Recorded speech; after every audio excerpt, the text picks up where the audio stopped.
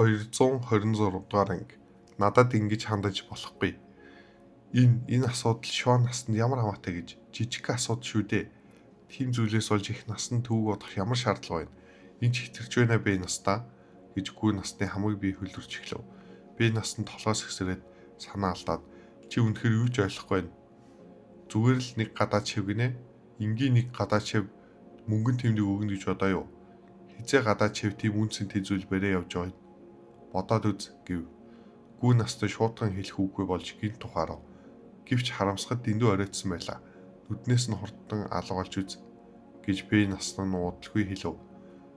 Гүү насанд толгой дохиж Эрдэнэсийн сангаас гараад гэрлүүгээ явах замдаа юуг буруу хийсэн яасан бол энэ асуудлаас сэргийлэх байсан талаар бодов.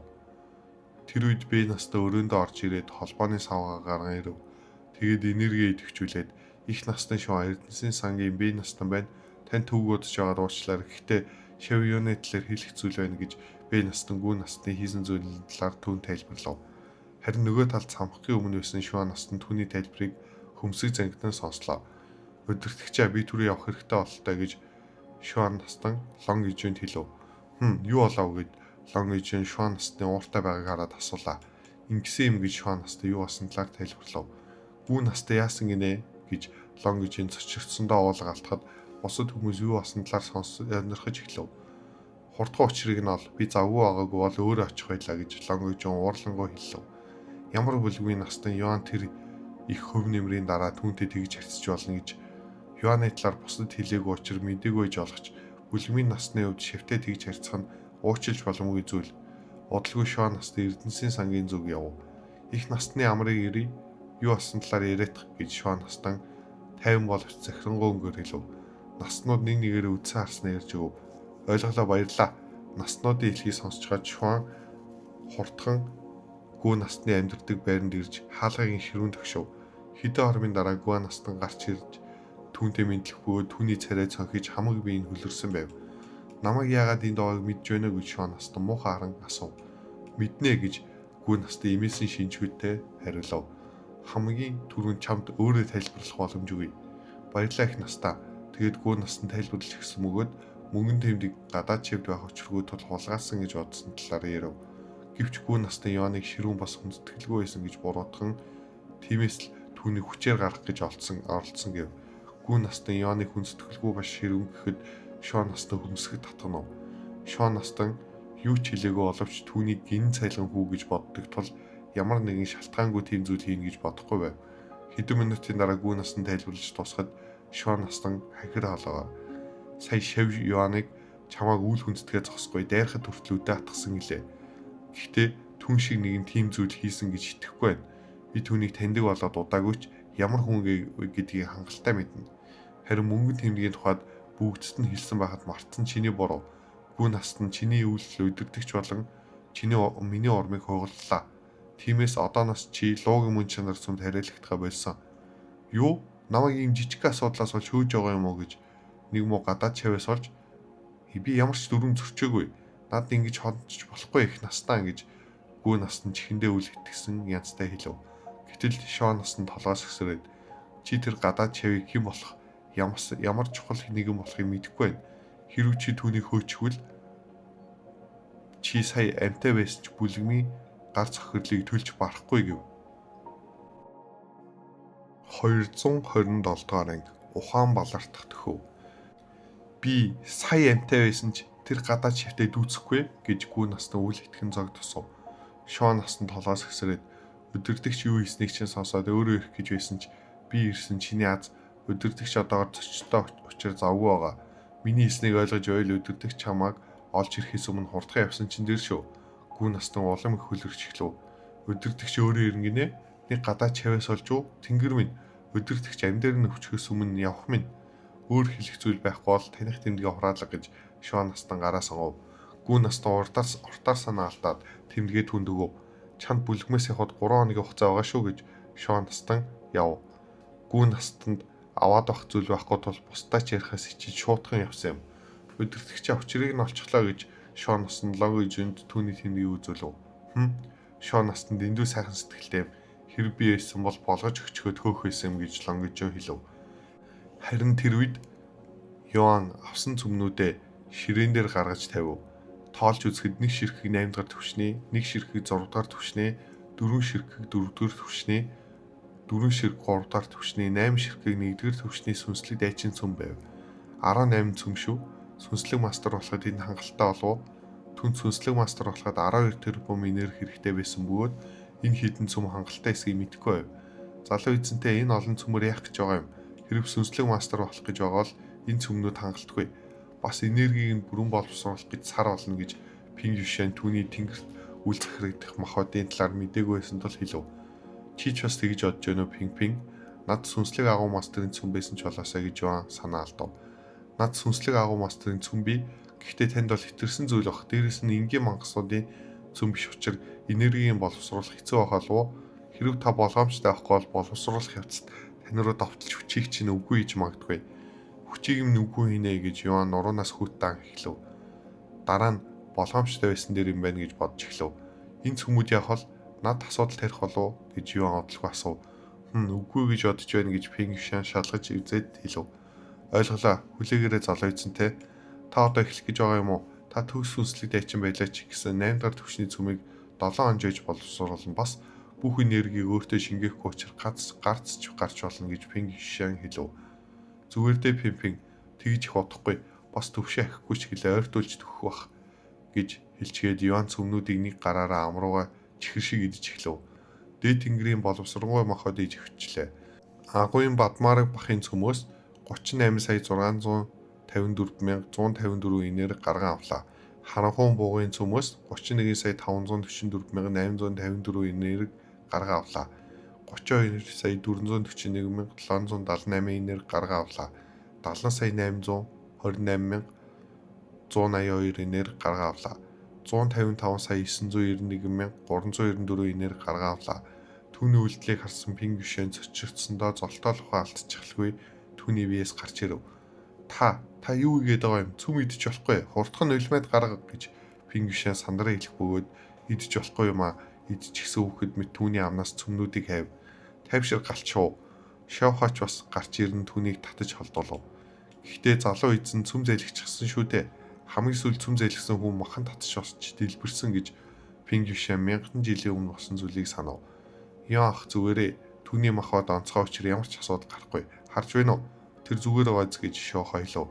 Үнэхээр үү гэж Пинг Юшэн нулимсаа арчи хэлв. Тийм ээ би зүгээр гэж Йоан батлан хэлв. Пинг Юшэн санаа алдах бөгөөд сая сандарсандаа хэдэн зуун жилийн насаа алдсан мэт санагдав. Шохо толгоос хэсрэв. Өөрөө ч бас анх иймэрхүү хариу үйлдэл үзүүлсэн бол түүнийг ойлгож байсан юм. 228 дахь анги. Ариун ангиллын дээр сөрөг нөлөө байхгүй гэдэгт итгэлтэй байна залуу эзэнтэй ингэж Пинг Юшэн итгээгүй мэт ахин асуув. Харж бай зүгээр гэдгийг дахиад нэгийг залгиж үзүүлээгээд Йоан өөр нэгэн цөм залгив. Дээд тэнгэрийн боловсронгуй махбод идэвхжлээ. 134,655,197 энерги гарган авлаа. Тэрийг нь харсан Пинг Юшэн ахин ухаан балартах шахав. Йоан өмнө ч бас ингэж байсан. Бас муу зүйл болоогүй тиймээс аюулгүй болно гэж Шохо хэлв. Хэсэг чимээгүй байснаа Пинг Юшэн залуу эзэнтэй ямар ухаатай хэлж өгч болох уу? Би тийм тэнгэрт үл захирагдах махбодыг дээд тэнгэрт сонсоогүй юм байд гэв. Йоан толгой дахиад дээд тэнгэрийн боловсронгуй махбод. Дээд тэнгэрийн боловсронгуй махбод аа гэж Пинг Юшэн сонсож байгаагүй мэт гайхав. Тэгээд нүдээ энэ бодож эхлэв. Минут төртөө чимээгүй байснаа гинт нүдээ тийм шүү дээ би сонсч байсан юм байна гэв. Үнэхээр үү гэж Йоан болон Шохо түүнүүр найдлага тайсан харцаар харав. Пинг Юшэн толгой дахиад хэрэг би буруу санааг бол дээд тэнгэрийн боловсронгуй махбодын талаар 50,000 жилийн өмнө дээд тэнгэрт байхдаа сонсч байсан юм. Домогт махбод бөгөөд энэ махбодтой нэгэн бүхэл ертөнцийг захирдаг байсан гэсэн харамсалтай миний мэдих зүйл ингээд л болоо. Ойлголоо. Тэгэхээр адил махбодтой өөр хэн нэгэн байжээ? Тэр бол ойлгомжгүй зүйл. Энэ ертөнцид адил махбодтой олон хүн байдаг. Ховор бас илүү хүчтэй байх тусам тийм махбодтой хүмүүс бага байдаг. Гэвч тэнгэрээс заяасан ертөнцид ганц л орших онцгой махбодч байдаг. Хэрв тэр онцгой махбодтой нэгэн өхвөл өөр хэн тэр махбодтой төрөх боломжтой. Харин залуу эзний хувьд адил махбодтой байсан нэгэн тоолж байгаагүй олон жилийн өмнө байсан. Тэгэхээр аль хэдийн нас орсон байж таараа. Зөвхөн дээд зэрэглэлд төрсэн мөнх наснууд л урт удаан амьдардаг. Үгүй бол домог гэж байхгүй шүү дээ. Таны мохойдоос цөм зайлхээс өөр давуу талтай юу? Юан толгоос хэсрээд мэдгүй. Мохойд олон чадвартай байдаг юм уу? Пигвишн толгой дахиад мэдээж хүчтэй мохойд байх тусам илүү олон чадвартай байдаг юм. Харин англи нь юу вэ? Мохойдынхаа англиг мэдгүй залуу эзэнтэй. Юан толгой дахиад огторгоё. Огторгоё? Ямар англи юм бол гэж Пигвишн өөртөө сонсож байгаагүй тул бодолд оров. Ариун английн дээр эртний англил, эртний тэрний дээр домогт англи байдаг. Гэхдээ огторгой англи домог английн дээр байдаг бах. Үндэ бол итгэмээргүй юм гэж Пигвишн амдаа бутнав. Ариун англиас дээш английн зүйлсийг доод тэнгэрээс олохгүй шүү дээ. Залуу эзэн дээд тэнгэрт ч төрөөгүй бол итгэмээргүй санагдаж байна. Тийм бол боломжгүй гэж Юан толгоос хэсрэв. Юан дээд тэнгэрт байтгаа доод тэнгэрт ч төрөөгүй. Ганц байж болох хариулт бол тоглогчид энэ ертөнцийн хууль захирагддаггүй. Тиймээс л тоглогчид илүү хурдан хүчтэй болдог. Тоглогчид бол өөр газараас ирсэн харийнхан. Тоглогч биш дөрүүдтэй харьцуулахад том давуу талтай гэхэд хэлцдэггүй. Ямар ч тач үлдсэн цөмөө залхилаа сүнслэг мастер болохын минь хангалттай л гэж найдаагээд үлдсэн цөмөө араас нь залгиж Пигвишн түүнийг зог тусан харцгасав. Дээд тэнгэрийн боловсронгуй мохойд идэвхжлээ. Олзлон өлөгчийн цөмөөс 1 тэрбум 842 сая 243,648 мянган энерги гаргаа авлаа. Элдэт цөөврийн чанарын цөмөөс 40 сая 594,785 энерги гаргаа авлаа. Шуурганы чанарын цөмөөс 69,347,481 энерги гаргаа авлаа. Ганцаардмал авраг биетийн цөмөөс 5 тэрбум 652 сая 214,875 энерги гаргаа авлаа. Бүр 8 дахь төвшний сүнслэг дайчин мангасын цөмийг асуудалгүй залхицглаа. Түүний мохойд хэр хүчтэй юм бэ гэж Пигвишн бовтнох бөгөөд түүний биеэр гүйдэл гүөх шиг л болов. 9 тэрбум гаруул энерги гаргаж авч чадлаа. Сүнслэг мастер болоход дахиад 3 тэрбум энерги хэрэгтэй гэж Юан бодов. Үлдсэн 3 тэрбум энерги хаанаас олж авах вэ? Бяцлахын нэг цаг аавна. Бас Эрдэнэсийн сангаас байсан бүх цөмийг нь авчихсан байдаг. Үлдсэн 3 тэрбум энерги луугийн ориглоос олж авна гэж л найдаа гэж бовтносаар Юан цонхроо ширтэв. Хэсэг хугацааны дараа нөхцөл байдал амжихад Пигвишн болон Шавхо эргэн түүний бие рүү орлоо. Юан дотоод шавийн шалгалт хүртэл хийх юмгүй болсон тул бодит ертөнцид бяцлахаа шийдэв. Таалагдсан бол лайк дарж Wildcard Audio сувгийг subscribe хийгээрэй. 229 дахь анги эцэг их.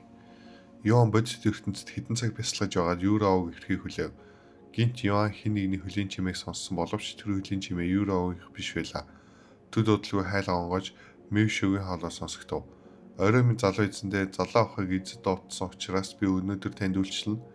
Яагаад гэдгийг мэдгүй гэж Юан түүнээс асуув. Мэдгүй залуу эзэндээ ойлголоо баярлаа. Хэдэн хоровын дараа Мэвшө түүний хувцсыг тайлж нойтон альчаараар арчиж эхлэв. Залуу эзэнтэй та саяхан хөгжмийн тэмцээнд оролцсон мэт те. Залуу хоо сонссон юм гэж Мэвшөгийн асуув. Тийм ээ, ямар хөгжмийн зэвсэг тоглосон юм? Ятга гэдэг зэвсэг гэж Юан хариулав. Ялсан уу? Таныг мэдлэгийн хөвд төрүүлсэн гэдэгт итгэлтэй байна. Тэгсэн баяр хүргэе залуу эзэнтэй гэж Мэвшө нэг л гайхсан шинжтэй хэлв. Түүний биеийг арчиж дуусчаад Мэвшө түүнийг хооллож эхлэв.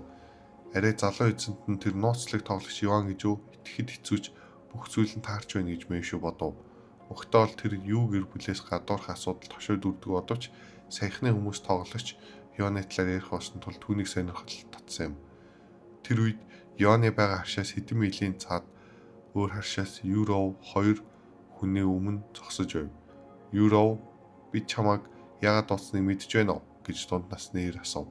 Мэдгүй аваа гэж Юров 50-аар асуув.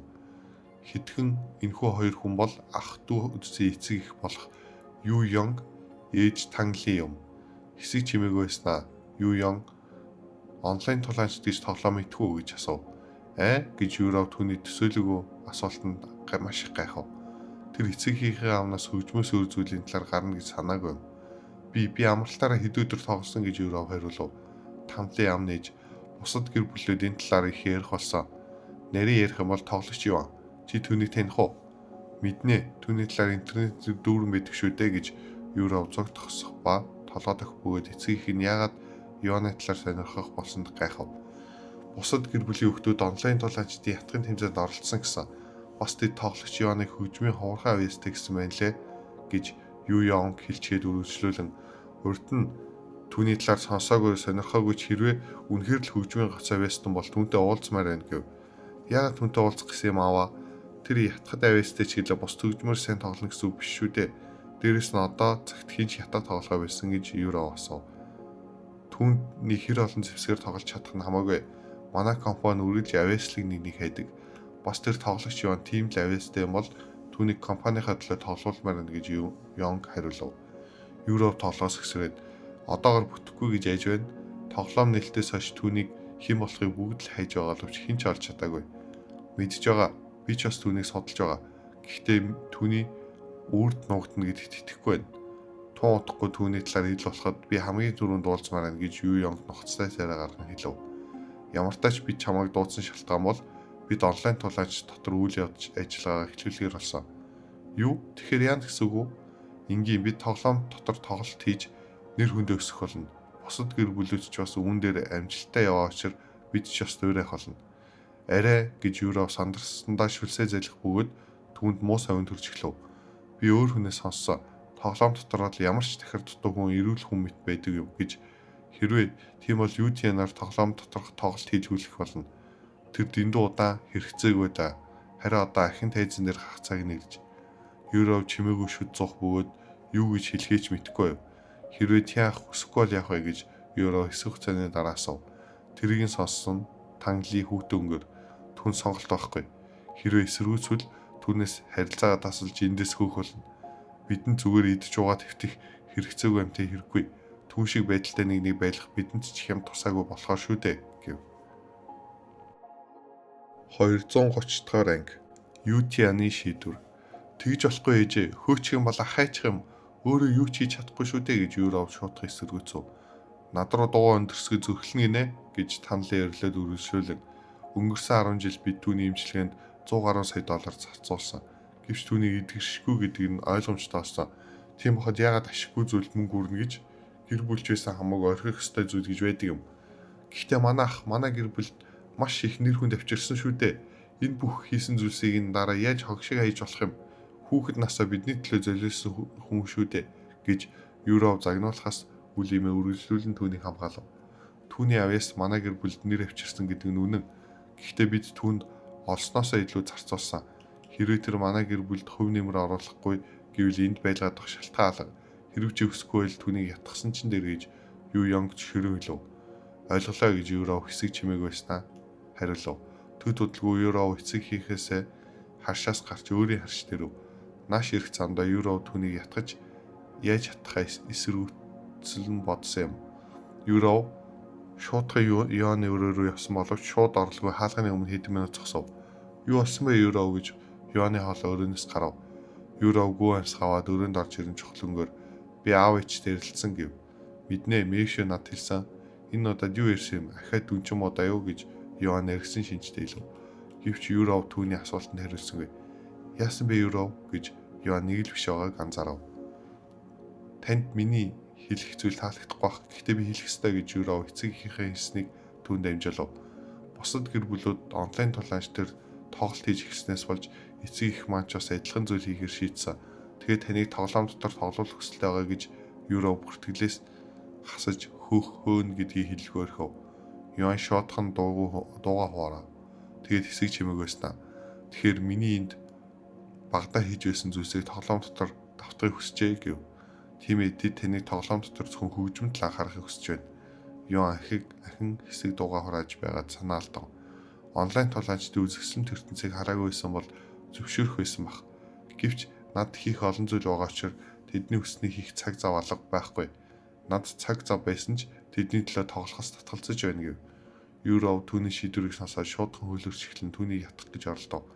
Дахиад бодоод үзэж болохгүй гэж баха. Та ахин олонний танил болж таныг дорд үзэж байсан хүмүүс ч ямаа юмх нь. Бас би таны тоглохыг сонсомоор байна. Над бодоод ахсал алгаа. Би тулаанчд ертөнцийг үдэж хармаар байна. Хэрвээ чи миний тоглохыг сонсоор байвал над хэлэхэд л болно. Юров энэ удаа Юров дууг хурав. Хэдэн минутын дараа уйлах гэж байгаа мэт хоолоогоор Ахаа таны сэтгэлийг шархлуулах болохоор хэлхий хүсээгүй юм. Гэхдээ аав ээж үүнд нь орохгүй бол таныг хөөнө гэсэн гэв.